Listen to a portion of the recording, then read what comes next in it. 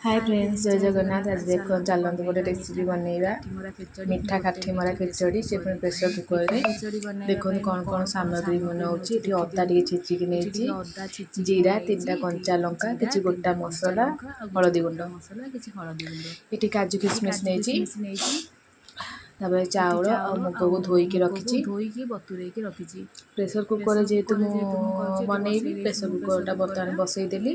Pressure cooker में अल्प किसी तेल दबा काजू किशमिश भाजापी तेलटा मुझे पकई देती।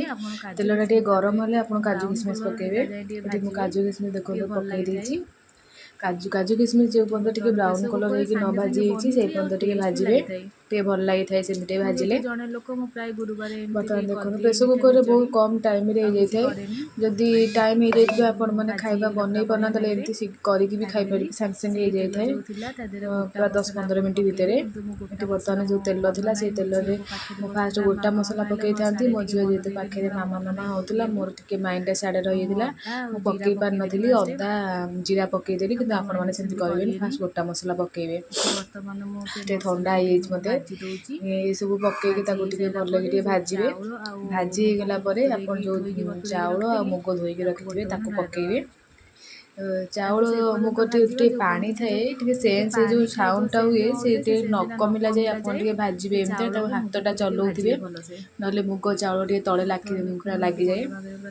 देखो पूरा भाजीगला भल से पानी मुझे दौर के कहूँ मुझे गोटे छोट ग्लास नहीं चाउल से छोट ग्लास गोटे ग्लास चाउल नहीं ग्लास 2 ग्लास पानी जेहेतु मुग मु अल्प जोड़े नहीं से ग्लास 4 भाग से गोटे ग्लास पानी के 4 भाग करते जी पानी हम भागे से पानी मु मुग नहीं।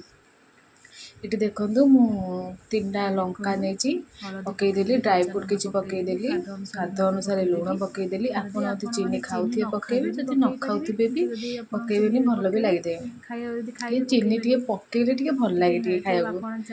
देखो काजू किशमिश पकई देती प्रेसर कुकर ऊपर झाँकुटा देदेबा।